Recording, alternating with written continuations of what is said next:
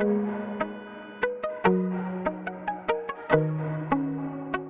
Hello scholars, हम आर्य public school class 6 computer कर रहे थे। कंप्यूटर में हमने चैप्टर 1 और चैप्टर 2 कंप्लीट कर चुका है। चैप्टर 3 आज से हम स्टार्ट करेंगे, जो कि पेज नंबर 23 पर है। देखिए चैप्टर 3 का नेम क्या है, Excel creating worksheet. Excel creating worksheet means इस चैप्टर में हमें एक्सेल से रिलेटेड कुछ कंसेप्ट्स जानने को मिलेंगे। देखिए एक्सेल में होता क्या है कि कोई भी एक कैलकुलेटिव पार्ट जो रहता है वो हम एक्सेल में कर सकते हैं। कैलकुलेशन वाला पार्ट हम एक्सेल में कर सकते हैं। एक ऑर्गेनाइज डेटा को बनाने का पार्ट आप कर सकते हैं। अगर मैं एग्जांपल दूं तो जैसे कि आपकी क्लास में जब टेस्ट होते हैं तो सारे बच्चों के मार्क्स हमें एक सिस्टमैटिकली अरेंज करने रहते हैं। तो हम क्या करते हैं, उसकी एक क्यूमुलेटिव शीट बनाते हैं, जो कि हम एक्सेल में ही बनाते हैं। उससे क्या होता है, हमें सारे बच्चों के एक साथ परसेंटेज निकालने में बहुत आसानी होती है। साथ ही साथ सारे टोटल मार्क्स ऐड करने में बहुत ही इजी होता है ना। कोई बच्चा उसमें फेल है तो फेल बच्चों को सेपरेट करने में बहुत आसानी होती है। ये सारे काम हम एक्सेल में कर सकते हैं। एक्सेल बहुत ज्यादा इंपॉर्टेंट रोल प्ले करता है जब भी आप किसी भी जॉब में जाते हैं, बिकॉज एक्सेल में ही हम डेटा बहुत ही ऑर्गेनाइज वे में तैयार कर सकते हैं। तो एक्सेल जरूर आपको बहुत अच्छे से आना चाहिए। Clear? Excel is very very very much important. तो अगर हम देखें तो सबसे पहले हम इस चैप्टर के करेंगे क्वेश्चन आंसर। अगर आपको इस चैप्टर की पूरी डिटेल्ड वीडियो चाहिए तो मुझे आप कमेंट सेक्शन में बताएं, तो मैं उसको बनाऊंगा। अब देखो सबसे पहले हम करेंगे एक्सरसाइज। एक्सरसाइज में देखो बच्चों क्या है, सबसे पहले ए वाला पार्ट है जो कि टिक द करेक्ट आंसर, इसको हम करते हैं। फर्स्ट क्वेश्चन में लिखा हुआ है the collection of rows and columns are called is called. Okay, so rows और कॉलम्स जो रहते हैं हमारे एक्सेल में वो मिलकर के क्या बनाते हैं, तो वो बनाते हैं हमारी वर्कशीट। देखो अगर हम एक्सेल देखें तो कुछ इस तरीके से आपको दिखेगा, इसमें कुछ ऐसे कॉलम्स देखने को मिलते हैं ना।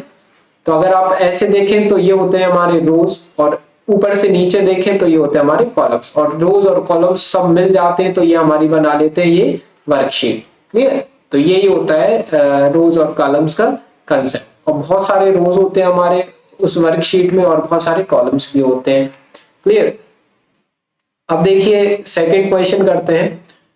You can also select a cell in worksheet using the dash key. अगर आपको किसी सेल को सिलेक्ट करना है एक्सेल में तो आप कौन सी की से सिलेक्ट कर सकते हैं, तो ये है हमारी कौन सी सेकंड का एरो कीज। क्लियर? तो इसका क्या आंसर आ जाएगा, सी वाला arrow keys. Means arrow keys से आप एरोस कीज आते ना, एक अप एरो की होती है, एक डाउन, एक लेफ्ट, एक राइट, उनसे आप क्या कर सकते हैं, सिलेक्ट बहुत ही इजीली कर सकते हैं। अब थर्ड वाले पे आ जाते हैं।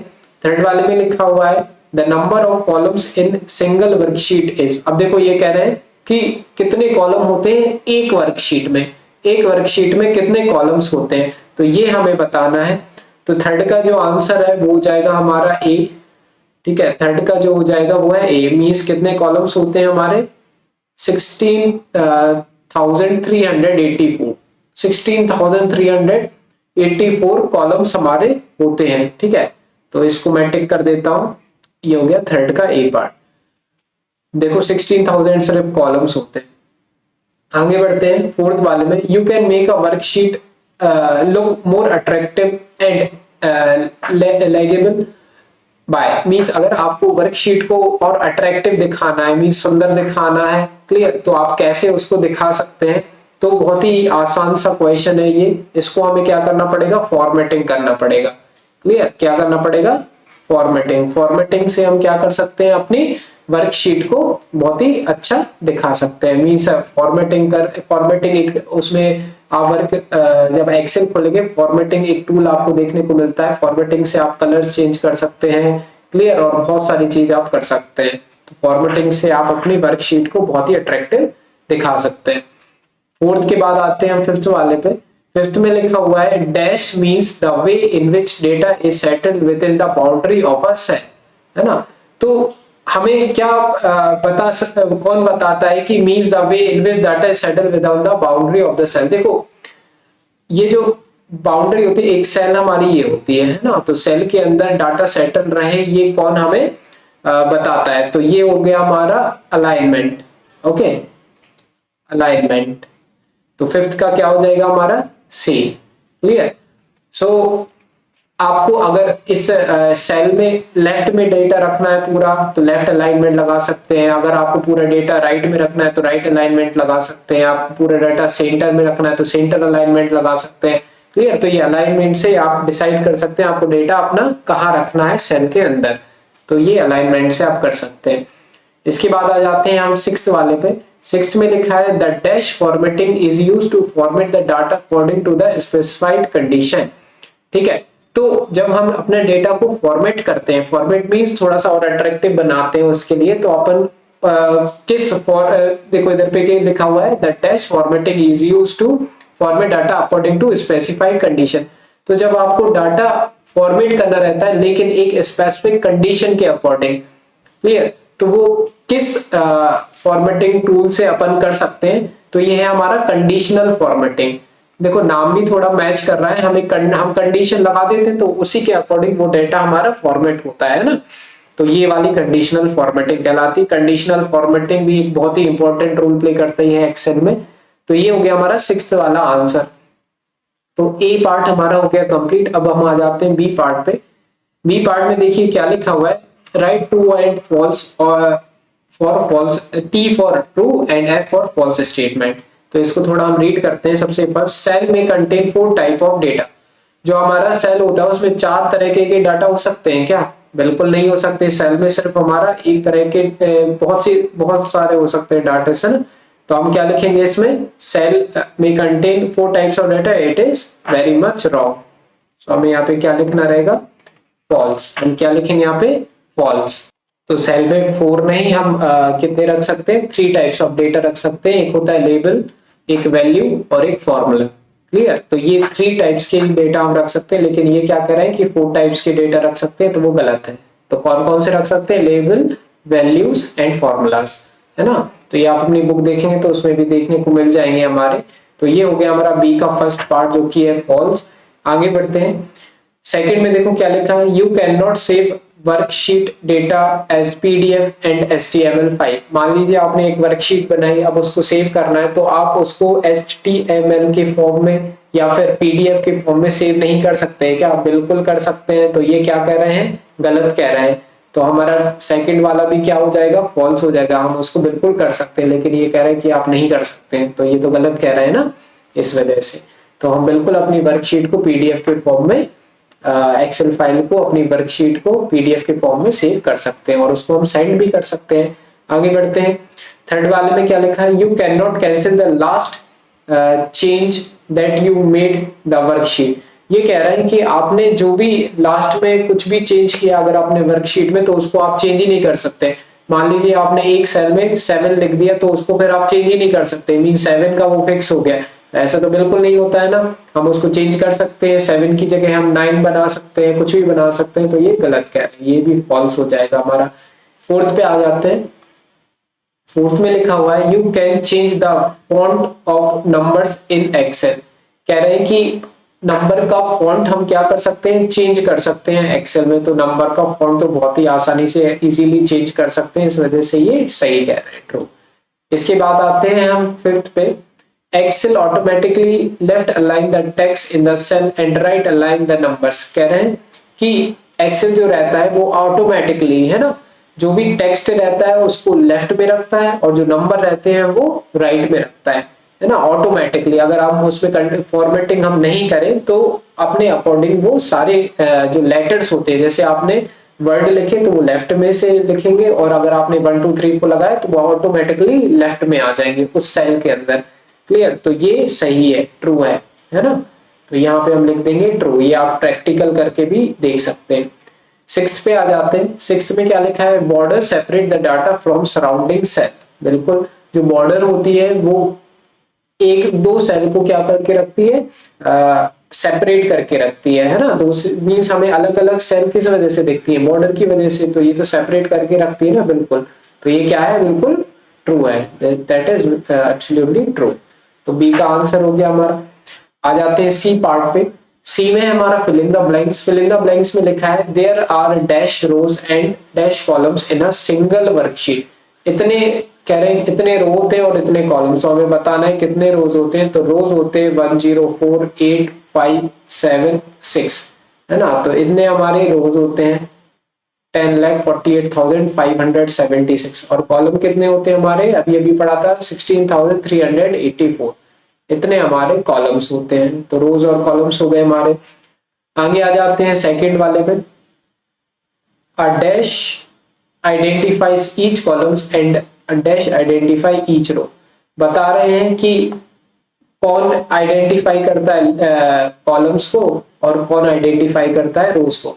तो हम अगर लेटर लिखें, कोई भी लेटर, अभी अपन ने पढ़ा था ना, लेटर हमारे लेफ्ट में आ जाएंगे और नंबर्स अगर आप लिखोगे तो राइट में आ जाएंगे। तो लेटर जो रहते हैं,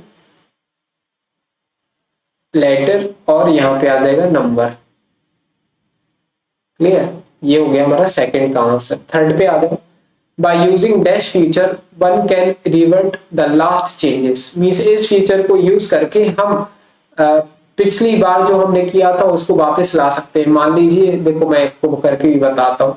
मान लो मैंने यहाँ पे 48 लिख, मान लो मैं कुछ भी लिख देता हूँ, मैंने 48 लिख दिया। अब अगर मैं अंडू कर दूं तो ये देखो ये नंबर चला गया और ये भी चला गया और ये गया, लेकिन मुझे वापस लाना है तो मैं क्या कर दूंगा, ये वापस भी ला सकता हूँ। तो ये वाला फीचर बोल रहे हैं। तो यहाँ पे क्या आ जाएगा हमारा, अंडू आ जाएगा। क्या आ जाएगा, अंडू। तो ये आप एक्सेल में भी कर सकते हैं। तो यहाँ पे हमें बस अंडू लिखना है, UNDO, अंडू, है ना। इससे आप वापस ला सकते हैं जो भी आपने चेंज किया था, अब आपको वो वापस लेकर के आना है कि हमें वो चेंज नहीं चाहिए, तो अंडू से हम ला सकते हैं। इसके बाद आ जाते हैं हम फोर्थ पे। Dash command is used to quickly create a merge cell to hold the title text। तो ये कौन सा कमांड है, ये हमारा merge कमांड। देखो इसका आंसर हमें इसी में से मिल जाएगा, merge, MERGE। क्लियर, तो मर्ज कर देता है merge कमांड सेल को। मीन्स दो सेल है, ये एक सेल है और एक ये सेल है, दोनों को मिलाना है मुझे, दोनों को मिलाना है। तो ये मैं merge कमांड कर दूंगा तो दोनों एक ही सेल बन जाएगी। क्लियर, तो merge कमांड से हम ये कर सकते हैं। फिफ्थ पे आ जाते हैं। फिफ्थ में लिखा हुआ है dash can be added to the cell for separating the data from surrounding cell. ठीक है, तो हम क्या कर सकते हैं, ये वाला हम ऐड कर सकते हैं जिससे कि हमारे डेटा सेपरेट हो जाएगा सराउंडिंग सेल से। तो ये होता है हमारा सेंटर, है ना। क्या हो जाएगा, सेंटर। सॉरी मैंने सेंटर बोल दी। यहाँ पे हमें क्या करना पड़ेगा, ये इसका मतलब क्या है, कौन सा कमांड यूज कर सकते हैं यहाँ पे। तो यहाँ पे हमें लगाना पड़ेगा बॉर्डर, है ना। दो को हम क्या कर देंगे, बॉर्डर में चेंज कर देंगे ना, दोनों की बॉर्डर अलग अलग, तो हमें देखने लग जाएगा कि दो सेल अलग अलग कहाँ पर है। ठीक है, तो हम यहाँ पे लिख देते हैं BORDER, बॉर्डर। क्लियर, तो बॉर्डर से हम सेपरेट कर सकते हैं दो सेल्स को। अब करते हैं हम, देखो डी वाला पार्ट में हमें क्या करना है, simply differentiate between the following. Means हमें अंतर बताने हैं ना, D means differentiate between the following. तो चलो हम फर्स्ट वाले से स्टार्ट करते हैं। फर्स्ट वाले में है, देखो फर्स्ट वाला जो क्वेश्चन है वो वर्कबुक और वर्कशीट में डिफरेंस बताना है हमारे लिए। तो देखो इसका आंसर मैंने नीचे लिख करके रखा हुआ है, वर्कबुक और वर्कशीट। क्लियर, तो सबसे पहले हम वर्कबुक का लिखेंगे। तो क्या होता है वर्कबुक में, a spreadsheet file is called workbook which is like a notebook having many individual worksheet, है ना। तो वर्कबुक में बहुत सारी वर्कशीट्स होती हैं, है ना। वर्कशीट, एक वर्कशीट में हमने देखे थे कितने रोज और कॉलम्स होते हैं, लेकिन वर्कबुक में बहुत सारी वर्कशीट्स हो जाती हैं। क्लियर, जैसे कि आप अपना बैग मान लो, आपका बैग जो है वो वर्कबुक है ना, और उसके अंदर जो भी आपकी कॉपीज या बुक्स रखी हुई है वो सारी वर्कशीट हो गई। क्लियर, तो इससे आप अच्छे से समझ सकते हैं। अब इसमें वर्कशीट क्या होता है, in Excel the rows and columns collectively known as worksheet. जब अगर एक्सेल को आप देखो तो रोज और कॉलम साथ में मिल जाते हैं तो क्या बन जाती है, वो वर्कशीट बन जाती है। तो इतना काफी है आपको लिखने के लिए फर्स्ट वाले पार्ट में, वर्कबुक और वर्कशीट में। अब सेकंड जो पार्ट है हमारा जो डिफरेंशिएट बिटवीन का है, उसमें मूविंग डेटा। सबसे पहले देखते हैं मूविंग। देखो मूविंग डेटा क्या होता है, एक होता है मूविंग डेटा और एक होता है कॉपिंग डेटा। तो मूविंग डेटा मीन्स क्या होता है, मान लीजिए आपने एक सॉन्ग है, एक सॉन्ग उठा करके आपने दूसरी तरह मूव ऑप्शन के जरिए ले गए, तो वो जो ओरिजिनल प्लेस थी पिछली बार, वो जहाँ पे सॉन्ग था वहां से हट करके वो दूसरी जगह शिफ्ट हो जाएगा। लेकिन कॉपीइंग डेटा में क्या होगा, अगर आपने कॉपी ऑप्शन करके एक जगह से दूसरी जगह लेकर गए तो ओरिजिनल प्लेस पर तो पिछली प्लेस पर भी रहेगा वो सॉन्ग, और जो नई प्लेस पे आपने अटैच किया है वहां पर भी रहेगा। तो दोनों जगह दिखेगा आपको कॉपीइंग डेटा में, और मूविंग डेटा में वो ओरिजिनल प्लेस से हट करके जहां पे आपने पेस्ट किया हुआ है वहां पे देखने को आपको मिल जाएगा। तो मूविंग डेटा में देखो क्या लिखा हुआ है, it allows us to reorganize data in our worksheet. ये मैंने सॉन्ग का एग्जांपल लिया है, इसी तरीके से आप किसका भी ले सकते हैं, उसमें जो भी आप वर्ड यूज करते हैं अपनी वर्कशीट में। Clear, we can move data, the data disappear from its original location. आपका वो डाटा ओरिजिनल लोकेशन से हट जाएगा और नई जगह पर आकर के रखा दिख जाएगा आपके लिए। कॉपिंग डेटा क्या होता है, it allow us to copy data in our worksheet without retyping. Clear, हमें वापस से टाइप नहीं करना रहता है, वापस से वो कॉपी हो जाता है। When we copy data, the data remain in its original location and at the same time appears in the new location. Means हमें क्या होता है कि पुरानी जगह तो वो रहेगा कॉपिंग डेटा में, साथ ही साथ क्या रहेगा हमारे लिए, नई जगह पर भी वो डेटा देखने को मिल जाएगा। क्लियर, तो कॉपिंग डाटा और ये मूविंग डेटा आपको समझ में आ गया होगा। इसके बाद हम आ जाते हैं किस पर, देखो ये हो गया हमारा डी पार्ट। अब हम आ जाते हैं ई पार्ट पर। ई पार्ट में भी देखो मैंने यहाँ पे सारे क्वेश्चन आंसर्स आपके लिए लिख करके रखे हुए हैं। सबसे पहले ई पार्ट में देखें, आंसर इन 1-2 सेंटेंसेस। बहुत बड़े बड़े आंसर हमें नहीं लिखने, छोटे छोटे आंसर्स लिखने हैं। फर्स्ट को देखें तो what is the use of Microsoft Excel. Microsoft Excel का क्या यूज है ना। तो Microsoft Excel is use for manipulating numbers, organise data, store data as workbook ना। तो माइक्रोसॉफ्ट एक्सेल मैनिपुलेट कर सकते हैं हम नंबर्स को, मींस चेंज कर सकते हैं, है ना, और नंबर्स के साथ अच्छा कोऑर्डिनेशन बिठा करके हम अपने डेटा को ऑर्गेनाइज कर सकते हैं। तो मैनिपुलेट कर सकते हैं नंबर्स को, ऑर्गेनाइज कर सकते हैं अपने डेटा को, स्टोर भी कर सकते हैं अपने डाटा को, और एज ए वर्कबुक, है ना, एज अ वर्कबुक हम उसको स्टोर करके रख सकते हैं। क्लियर, क्योंकि हम जो भी बनाते हैं एक्सेल में डाटा वो वर्कबुक में ही तो सेव होता है। सेकंड को देखो, what is the default row height and column width in Excel. देखो जब आप एक्सेल खोलेंगे तो उसमें एज ए डिफॉल्ट एक सर्टेन साइज की रो और एक सर्टेन साइज का कॉलम दिखेगा। वो आप बड़ा घटा सकते हो, लेकिन डिफॉल्ट बाय डिफॉल्ट जो आपको देखने को मिलेगा, चाहे आप अपना कंप्यूटर खोलें या किसी और का, तो बाय डिफॉल्ट कितनी साइज रहती है रोज और कॉलम्स की, ये पूछ रहे हैं। The default column width of a cell is 8.35 and the default row की हाइट कितनी होती है 15.00। ठीक है, तो ये हो गई हमारी सेल की विड्थ और ये हो गई हमारी उसकी हाइट 15। क्लियर, तो इतना लिखना है आपके लिए सेकंड क्वेश्चन में। थर्ड क्वेश्चन पे आ जाते हैं। थर्ड क्वेश्चन में देखो क्या लिखा हुआ है, why do we need to select a cell in Excel. हमें सेल को सिलेक्ट करने की क्यों जरूरत पड़ती है एक्सेल में। तो ऑब्वियसली अगर आप सेल को सिलेक्ट नहीं करेंगे एक्सेल में तो आप लिखेंगे कहां पर, है ना, सिलेक्टेड सेल में ही तो आप लिख पाएंगे। तो we need to select cell in Excel to perform task like editing, calculating and formatting. अगर आपको एक पर्टिकुलर सेल को ही एडिट करना है तो आपको उसको सिलेक्ट तो करना ही पड़ेगा ना। तो एडिटिंग करने के लिए, कैलकुलेटिंग करने के लिए, फॉर्मेटिंग करने के लिए, इन सब के लिए हमें सेल को सिलेक्ट करने की जरूरत पड़ती है। फोर्थ पे आ जाओ, what is the need of formatting in Excel. Excel में फॉर्मेटिंग की क्या जरूरत है, तो कितनी ज्यादा जरूरत है अट्रैक्टिव अपनी प्रेजेंटेशन को दिखाने के लिए। We can make our worksheet more presentable by applying Excel formatting features, है ना। अपने जो वर्कशीट है उसको अट्रैक्टिव या प्रेजेंटेबल दिखाने के लिए हम फॉर्मेटिंग करना ही पड़ता है हमारे उसके लिए। Clear. Question 5, what is the use of border. Border का क्या हमारे एक्सेल में यूज है। Border are used in worksheet cell to separate data from surrounding cell. Border की वजह से हमें क्या होता है, दो सेल में डिफरेंस देखने को मिल जाता है कि एक सेल और दो सेल, कभी कभी कंफ्यूजन हो जाती है, तो इसलिए दो सेल बिल्कुल अलग अलग दिखे हमारे लिए, इसलिए हम बॉर्डर यूज करते हैं।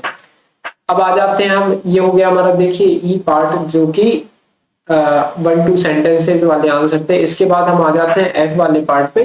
एफ पार्ट में क्या लिखा हुआ है देखो, what are the feature of Excel. Excel के क्या फीचर्स हैं, क्या अच्छे पॉइंट्स हैं हमारे एक्सेल के।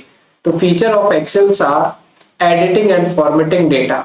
हम एक्सेल में क्या कर सकते हैं, एडिट कर सकते हैं और फॉर्मेट कर सकते हैं डेटा को using formula and use formula and function. Means formula और फंक्शन को हम यूज कर सकते हैं, फॉर्मूला लगा सकते हैं एक्सेल में, फंक्शंस लगा सकते हैं हम एक्सेल में।